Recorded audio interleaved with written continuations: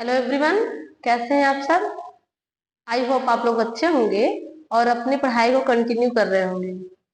बेटा, हमने जो आज प्रश्नों की श्रृंखला आपके लिए कलेक्ट की है उसमें मैंने जो पैटर्न रखा है वो थोड़ा सा टफ रखा है, नेट के बेसिस पे रखा है। और आज भी मेरे क्वेश्चन होम साइंस के सभी पोर्शन को कवर करते हुए हैं। भले ही मेरे प्रश्न की संख्या जो है अभी कम है, बट जो मेरे कलेक्टिव क्वेश्चंस हैं वो क्या है, वो होम साइंस के सभी पोर्शन को कवर करते हैं। ठीक, आइए हम और आप मिलकर के आज की श्रृंखला का प्रारंभ करते हैं जैसे हम लोग रोज करते हैं। ठीक है, तो इस श्रृंखला का जो पहला क्वेश्चन है बेटा वो है पुरुषों के वस्त्रों पे किस प्रकार की हीम लगाई जाती है। हीम क्या होती है पहले हम आपको यही बता दें। तो बेटा जो हीम होती है, ठीक, इसे हम साधारण भाषा में तुरपाई कहते हैं। ठीक है, तुरपाई कहते हैं। ठीक है, हीम क्या है तो कहेंगे मैम, हीम जो है इसे हम साधारण भाषा में तुरपाई के नाम से जानते हैं, जो हमारे टेक्सटाइल में प्रयोग की जाती है, कह सकते हैं हमारे वस्त्रों में लगाई जाती है। ठीक है, तो पूछा जा रहा है पुरुषों के वस्त्रों में किस प्रकार की हीम का उपयोग किया जाता है। पहला है ब्लाइंड हीम, दूसरा है नैरो हीम, तीसरा है गोलाकार हीम और चौथा है इनमें से कोई नहीं। ठीक बेटा, क्वेश्चन क्या है, पुरुषों के वस्त्रों में किस प्रकार की हीम का उपयोग किया जाना है। ठीक है बेटा, तो पुरुषों के वस्त्रों में जो हीम लगाई जाती है, जो तुरपाई की जाती है, वो नैरो हीम होती है। ठीक है, पुरुषों में किसकी तो कहेंगे मैम नैरो हीम का उपयोग किया जा रहा है, जबकि जो ब्लाइंड हीम होती है वो महीन सूत वाले कपड़ों में, इसमें कहेंगे मैम महीन सूत वाले कपड़ों में प्रयोग की जाती है। जैसे आप कह सकते हो रूबिया हो गया, ठीक है, आपका नायलॉन हो गया। ठीक, तो रूबिया हुआ, नायलॉन हुआ, सेफॉन हुआ, इन सब कपड़ों में ब्लाइंड हीम का उपयोग किया जाता है। ठीक है, गोलाकार हीम का उपयोग कहाँ किया जाता है तो गोलाकार हीम का उपयोग महिला के परिधान में, कहाँ पर कहेंगे मैम महिला के परिधान में जो है गोलाकार हीम का उपयोग किया जाता है। मोस्टली वह कपड़े जो फ्रॉक वाले या जिन्हें हम अम्ब्रेला सूट कहते हैं, क्या कहते हैं बेटा, गोल वाला जो फ्रॉक वाला कपड़ा होता है या फ्रॉक वाले सूट्स होते हैं उन्हें यह कहते हैं, जिन्हें हम अम्ब्रेला सूट में उनमें गोलाकार हीम का उपयोग किया जाता है। अगले क्वेश्चन की तरफ मूव करते हैं। अगला क्वेश्चन हमारा कह रहा है लोअर बॉडी गारमेंट्स। ठीक है, ध्यान से पढ़िएगा। क्वेश्चन क्या है कि लोअर बॉडी गारमेंट्स के नाप का क्रम बताते हुए, ठीक है, क्रम बताते हुए सही क्रम लगाइए। ठीक है, सही क्रम लगाइए। यहाँ पर मिसप्रिंट हो गया है। पहला है घुटना, दूसरा है हिप, तीसरा है कमर और जो चौथा ऑप्शन हमारा है वो मोहरी है। ठीक है बेटा, घुटना, हिप, कमर, मोहरी। ध्यान से पढ़िएगा, पूछा क्या है आपसे, लोअर बॉडी गारमेंट्स, यानी कि जो हमारा बॉडी गारमेंट्स होते हैं उनको दो भागों में कैटेगराइज किया जाता है, दो भागों में बांट करके अध्ययन किया जाता है। ठीक है, पहला जो होता है बेटा उसे क्या कहते हैं, उसे हम अपर बॉडी कहते हैं। क्या कहते हैं बेटा तो कहेंगे उसे हम मैडम अपर बॉडी के नाम से जानते हैं। ठीक है, अपर बॉडी गारमेंट्स कहते हैं और जो नीचे वाला होता है उसे हम लोअर बॉडी गारमेंट्स के नाम से जानते हैं। ठीक है, तो कपड़े की जो कटिंग होती है वो दो प्रकार से होती है। कितने प्रकार से बेटा कहेंगे मैम, दो प्रकार से, एक अपर बॉडी, दूसरा लोअर बॉडी। ठीक है, तो अपर बॉडी का पूछा नहीं गया हमसे, पूछा क्या गया है लोअर बॉडी गारमेंट्स का जो है वो क्रम बताइए। ठीक, पहला है घुटना, हिप, कमर और मोहरी। ऑप्शन देख लेते हैं। पहला है CBAD, अर्थात सी का मतलब कमर, सी का मतलब क्या बेटा कहेंगे कमर। ठीक, कमर। दूसरा क्या है B यानी कि हिप। तीसरा क्या है तो कहेंगे मैं, तीसरा है A यानी कि घुटना और जो चौथा हमारा ऑप्शन है अर्थात D मोहरी। ठीक है, तो इस क्वेश्चन का जो राइट ऑप्शन होगा वो हो जाएगा CBAD, अर्थात कमर, हिप, घुटना और मोहरी, अर्थात option number A is right. ठीक, तो लोअर बॉडी गारमेंट्स का जो क्रम होगा नापने का या कटिंग करने का वो क्या होगा बेटा, पहले हम कमर का माप लेंगे, फिर हिप का माप लेंगे, फिर किसका माप लेंगे, घुटने का माप लेंगे, तदुपरांत हम मोहरी का माप लेते हैं। अगले क्वेश्चन की तरफ मूव करते हैं।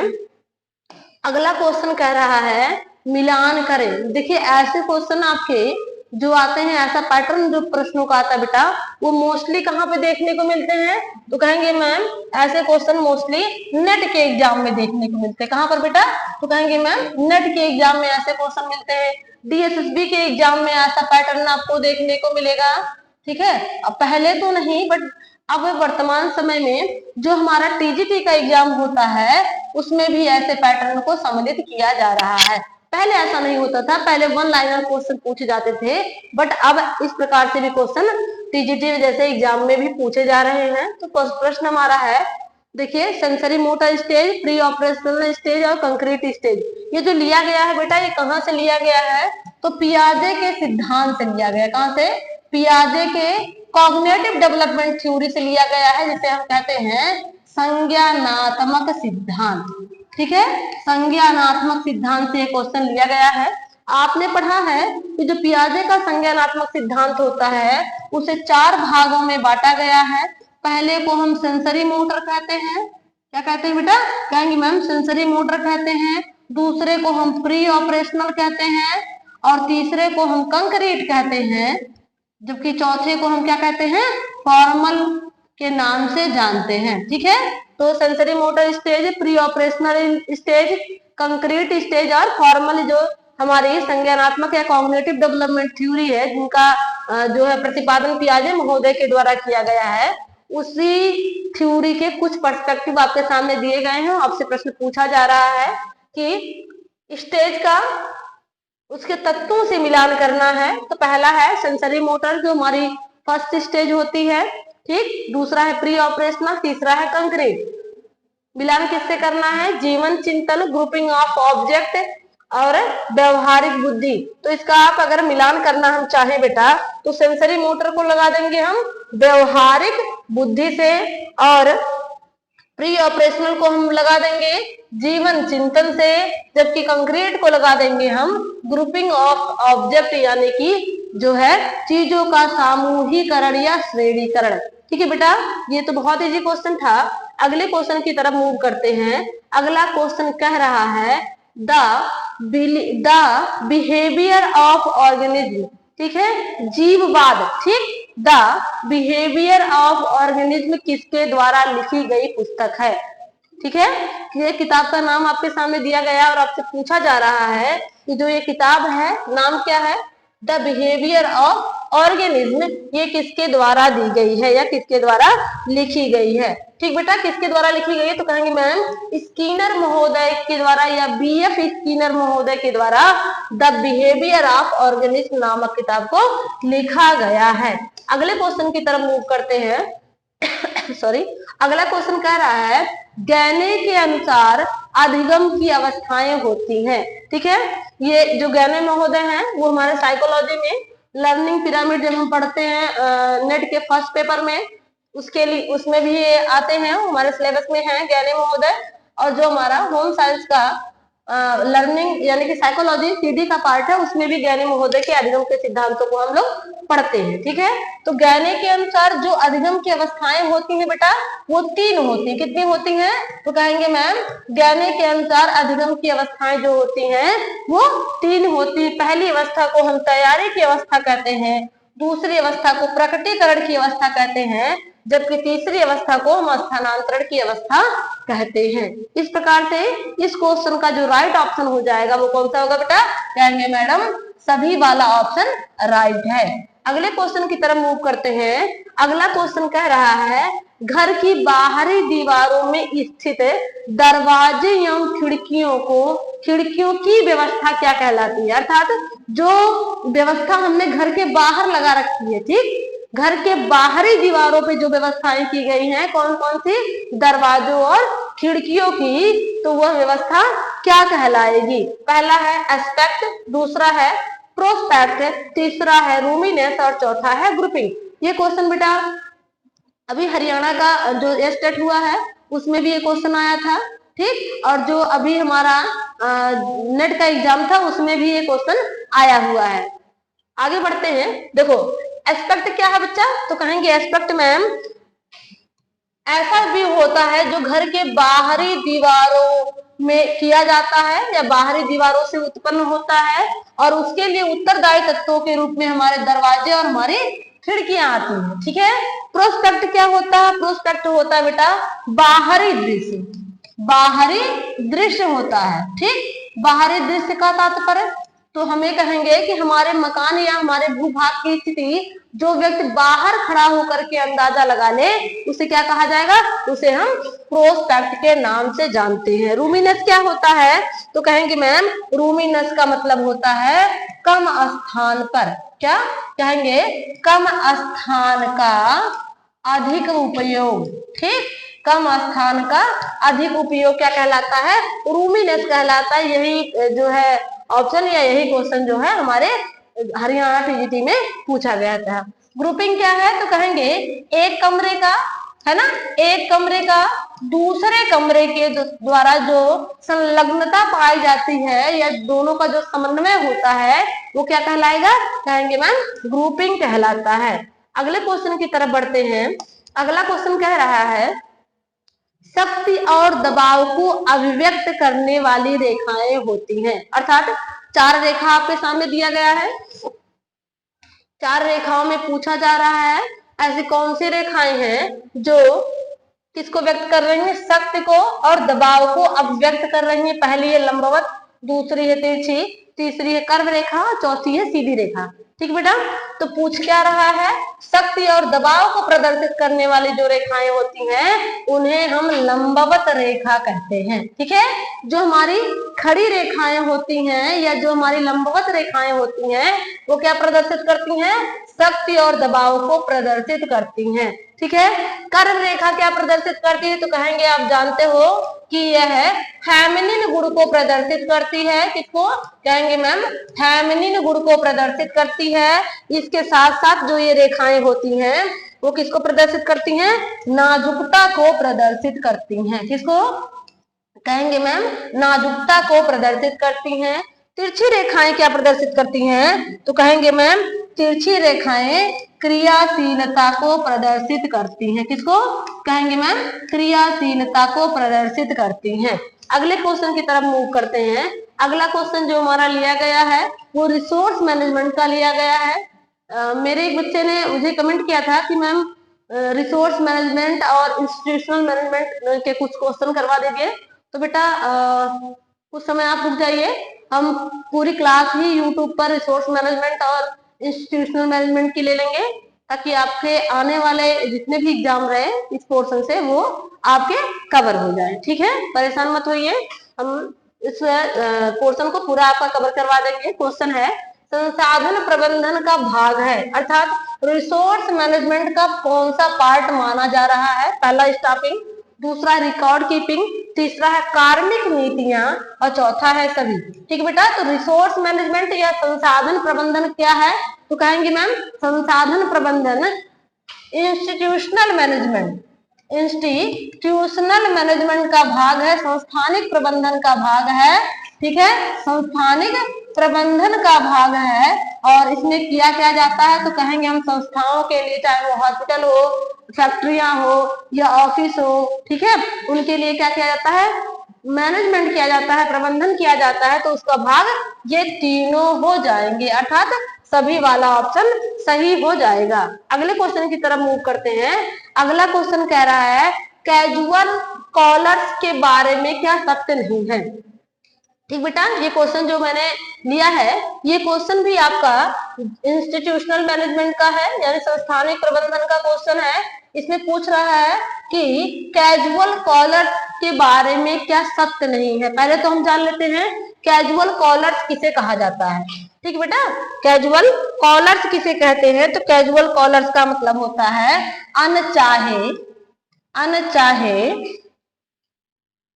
ठीक, अनचाहे आवेदक, ठीक, अनचाहे आवेदक अर्थात जिनकी रिक्वायर नहीं है, जिनकी आवश्यकता नहीं है, फिर भी हमने क्या किया है, नौकरी के लिए अप्लाई किया। जैसे हम लोग क्या करते हैं, जब हमें नीड होती है तो अपना रिज्यूम संस्थानों में दे देते हैं, या तो विश्वविद्यालय में दे देंगे, या फिर क्या होता है जो महाविद्यालय हमारे होते हैं वहां पर हम दे देते हैं। बाद में क्या होता है, जब उनके यहाँ वो वैकेंसी खाली होती तो आपके पास ईमेल्स जाते हैं या कॉल्स जाते हैं, तो जो ऐसे लोग होते हैं जो अपने बिना वैकेंसी आए हुए ही अपने रिज्यूम को किसी संस्थान में सबमिट कर दे रहे हैं कि जब वैकेंसी होगी तो हमें बुलाया जाएगा, ऐसे कॉलर्स को या ऐसे आवेदकों को कैजुअल कॉलर्स के नाम से जाना जाता है, या अनचाहे आवेदक के नाम से जाना जाता है। ठीक है बेटा, इसमें कह रहा है कि कैजुअल कॉलर्स के बारे में क्या सत्य नहीं है। पहला है,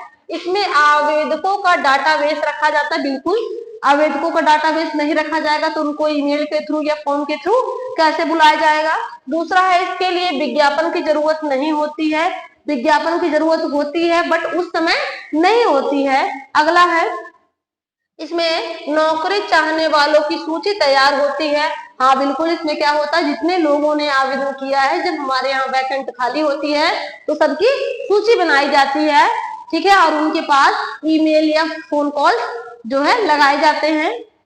अगला है, इसमें समाचार पत्रों के माध्यम से नौकरियां मिलती हैं। बिल्कुल भी नहीं, इसमें समाचार पत्रों के माध्यम से नौकरियां नहीं मिलती है, बल्कि इसमें क्या होता है, देखो अगर इसमें लिखा है इसमें विज्ञापन की आवश्यकता नहीं होती है, बिल्कुल भी इसमें विज्ञापन की आवश्यकता बेटा नहीं होती है। क्यों? क्योंकि हम पहले से ही अपनी सीवी या अपना जो रिज्यूम है वो कहीं पर सबमिट करके आए हैं, तो इसमें विज्ञापन नहीं दिया जाता है। जबकि समाचार पत्रों के माध्यम से जब नौकरियां मिल रही हैं तो आपने न्यूज़पेपर में क्लासिफाइड नामक एक पोर्शन देखा होगा, जिसमें जितने भी नौकरियां या जितनी भी वैकेंसियां खाली रहती है उसके बारे में लिखा रहता है या विवरण दिया रहता है। तो कैजुअल कॉलर्स के बारे में क्या सही नहीं है, तो सही क्या नहीं है बेटा, कहेंगे इसमें समाचार पत्रों के माध्यम से नौकरियां नहीं मिलती हैं, अर्थात इसमें विज्ञापन जारी नहीं किया जाता है।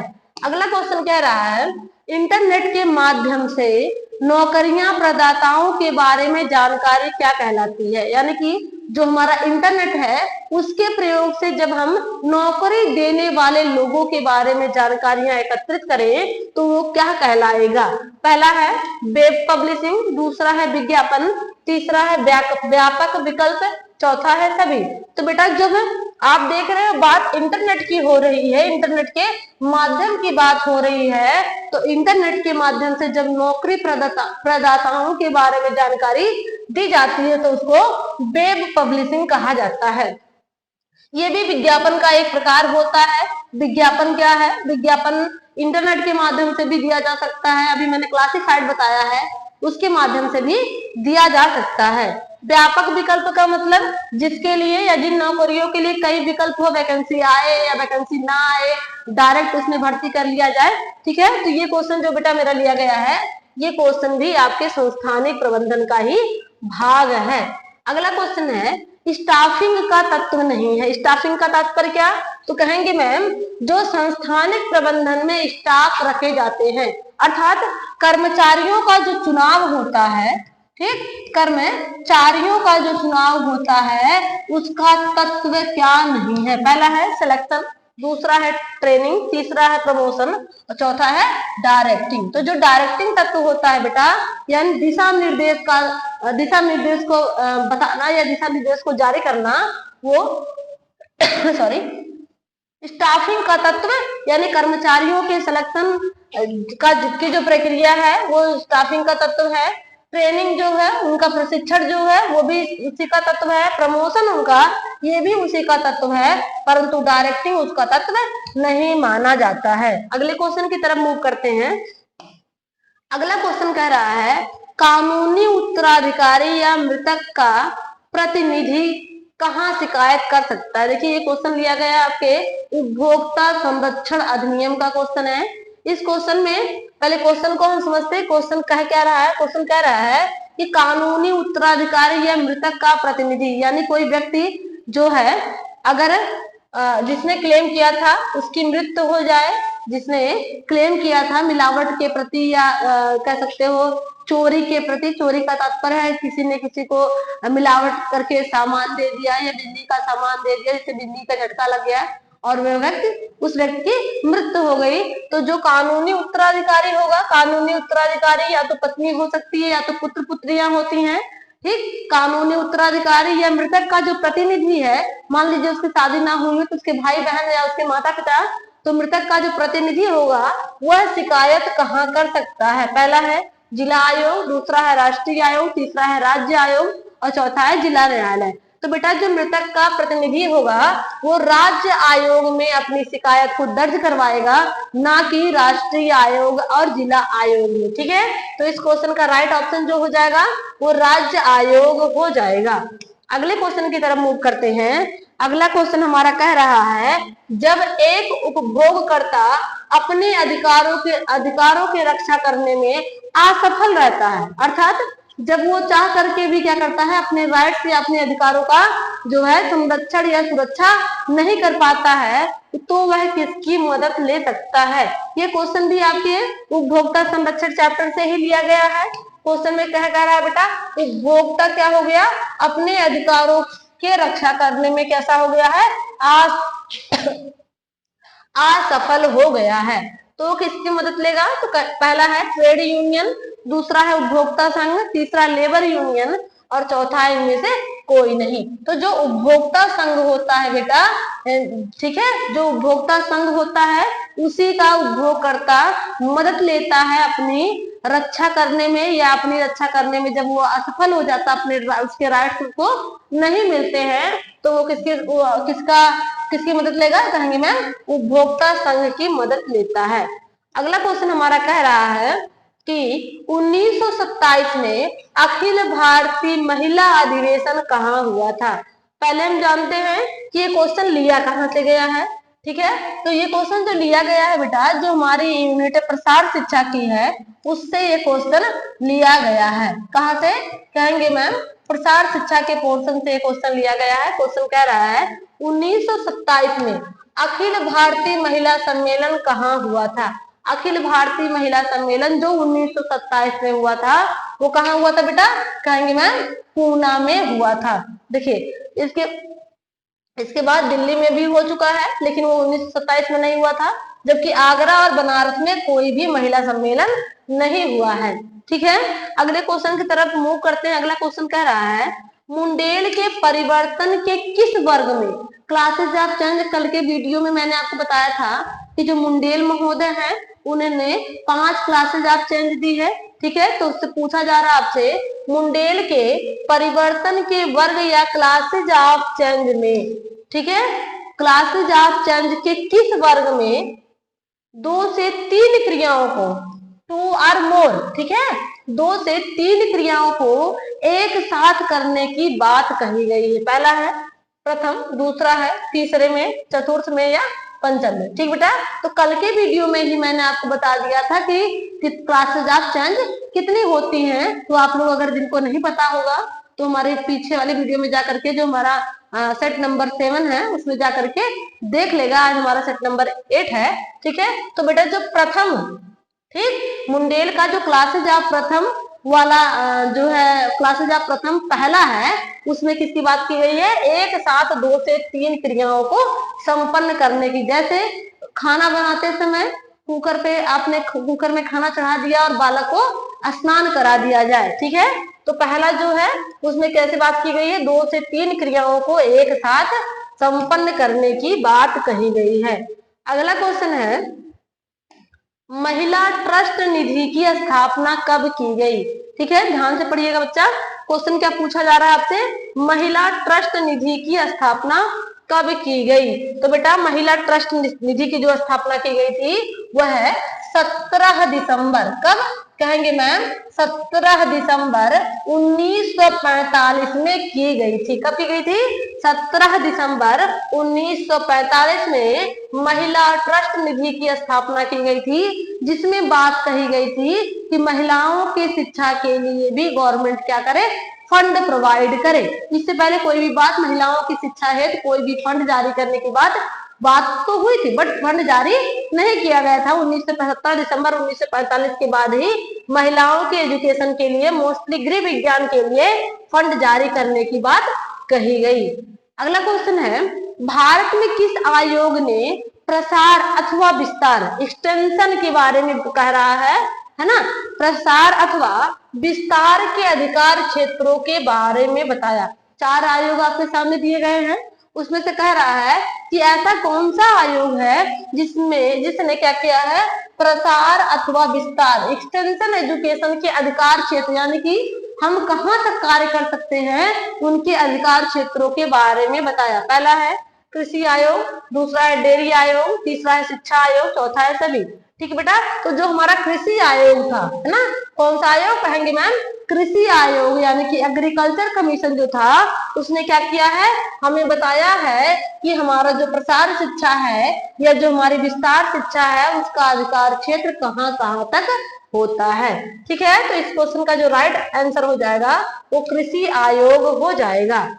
अगला क्वेश्चन हमारा है, मोटिवेशन गोल थ्योरी किसके द्वारा दी गई। मोटिवेशन गोल थ्योरी का मतलब क्या है, तो कहेंगे मैम जो हमारा क्या है, लक्ष्य सिद्धांत। ठीक, लक्ष्य सिद्धांत, कौन सा लक्ष्य सिद्धांत कहेंगे, मोटिवेशन या प्रेरणा का लक्ष्य सिद्धांत। कौन सा बेटा कहेंगे, लक्ष्य सिद्धांत, यानी कि प्रेरणा का लक्ष्य सिद्धांत, मोटिवेशनल गोल थ्योरी जो है वो किसके द्वारा दी गई। पहला है टकमैन, दूसरा जॉन लॉक, तीसरा है एडविन लॉक, चौथा है एल्डरफेयर। ठीक है बेटा, तो जो एडविन लॉक थे उन्होंने क्या दिया है, हमारी गोल थ्योरी दी है। गोल थ्योरी का तात्पर्य लक्ष्य सिद्धांत। ठीक है, यानी कि हम अपने लक्ष्यों तक किस प्रकार से पहुंच सकते हैं, तो लक्ष्य सिद्धांत के बारे में जो हमको हमारी पहचान करवाई वो किसने करवाई, तो कहेंगे एडविन लॉक महोदय ने करवाई। जॉन लॉक ने क्या कहा, जॉन लॉक ने टैबुला रासा कंसेप्ट दिया है। क्या दिया बेटा, कहेंगे मैम टैबुला रासा कंसेप्ट दिया है, जबकि एल्डरफेयर महोदय ने ईआरजी सिद्धांत दिया। ठीक है, ईआरजी सिद्धांत कौन सा है, तो कहेंगे मैम एल्डरफेयर के द्वारा दिया गया ईआरजी सिद्धांत है। जैसे अब्राहम मास्लो ने हायरार्की ऑफ नीड्स दी थी, अर्थात आवश्यकता के ऊपर आधारित सिद्धांत दिया था, उसी प्रकार से एल्डरफेयर ने ईआरजी सिद्धांत दिया जो हमारी आवश्यकताओं के ऊपर ही निर्भर करता है। अगले क्वेश्चन की तरफ मूव करते हैं। अगला क्वेश्चन हमारा कह रहा है, पटोला कहाँ का पारंपरिक वस्त्र है। ठीक है, पटोला कहाँ का पारंपरिक वस्त्र है, ये आपसे पूछा जा रहा है। ठीक है बेटा, तो आप सब जानते हो, तो बड़ा कॉमन सा क्वेश्चन है टेक्सटाइल का। पटोला कहाँ का है, तो कहेंगे मैम पटोला गुजरात का है। बनारस का क्या है, तो कहेंगे मैम बनारस का ब्रोकेड वस्त्र होता है, जो किससे बना होता है, तो कहेंगे सुनहरे और रुपहले तारों से बना हुआ होता है। ठीक है, अगला क्वेश्चन हमारा कह रहा है, अकोबी जिसमें गोलाकार नमूने बनाए जाते हैं उसमें कौन से रंगों का या कौन से शेड का संयोजन किया जाता है। ध्यान से पढ़िएगा बेटा, क्वेश्चन पूछ रहा है अकोबी। पहले हम जान लेते हैं ये अकोबी है क्या। ठीक, अकोबी क्या है, तो कहेंगे मैम इस अकोबी को मणिपुर की, ठीक है, मणिपुर जिसे गेम्स लैंड ऑफ गेम कहा जाता है, ठीक है, खेल की भूमि कहा जाता है। ठीक, तो अब अकोबी क्या है, मणिपुर की पारंपरिक कढ़ाई है, पारंपरिक कढ़ाई है। ठीक है, वो कैसे की जाती है, तो हमने बताया आपको कि यह गोलाकार इसमें क्या होता है, गोलाकार नमूने बनाए जाते हैं तथा 2 शेड या 2 रंगों का उपयोग किया जाता है, जिसमें से पहला है काला और लाल। तो जो हमारा पहला ऑप्शन है बेटा काला और लाल वाला, इसी का उपयोग अकोबी जिसमें गोलाकार नमूने बनाए जाते हैं तथा जो मणिपुर की पारंपरिक कढ़ाई है उसका उपयोग किया जाता है। अगले क्वेश्चन की तरफ मूव करते हैं, इत्र के दाग किससे हटाए जा सकते हैं। ठीक है, ये क्वेश्चन जो लिया गया है ये हमारे स्टेन रिमूवर चैप्टर से लिया गया है। ठीक, जो हमारे दाग हटाने के साधन होते हैं, ठीक, दाग हटाने के साधन या कह सकते हो स्टेन रिमूवर से लिया गया है। ठीक, ये कह रहा है कि यदि आपके वस्त्रों पर इसका दाग लग जाए, इत्र के दाग लग जाए तो आप किससे हटा सकते हो? पहला है पानी से, दूसरा है गर्म जल से, तीसरा है सोडियम कार्बोनेट से, चौथा है ऑक्जेलिक एसिड से। ठीक है बेटा, तो इत्र के जो दाग होते हैं वो सोडियम कार्बोनेट से हटाए जाते हैं, जबकि जो जलने कपड़े पर ताप के कारण जो भूरापन डेवलप होता है उसे ऑक्जेलिक एसिड से हटाया जाता है। तो इत्र के दाग हटाने के लिए किसका उपयोग कहेंगे मैम? सोडियम परबोरेट का उपयोग किया जाता है। ठीक है, आज के लिए बस इतना ही। अगर आप लोगों को क्लासेस अच्छी लगी हो तो प्लीज लाइक शेयर और सब्सक्राइब अवश्य करें। जहां तक हो इस वीडियो को अपने अन्य दोस्तों से साझा करें ताकि उन तक भी ये जो क्वेश्चनों का कलेक्शन है वो पहुंच पाए और वो भी अपने एग्जाम में अच्छा प्रदर्शन कर पाए। अभी समय अभाव के कारण हम 2-4 दिनों तक आपको ढेर सारे क्वेश्चन या कह सकते हैं कि जो है 50-50 क्वेश्चनों की श्रृंखला नहीं करवा पा रहे हैं, लेकिन आगामी आने वाले कुछ समय के बाद हम आपको 50-50 और पूरा 125 क्वेश्चनों का सेट जरूर करवाएंगे। तो आज के लिए बस इतना ही। Thank you.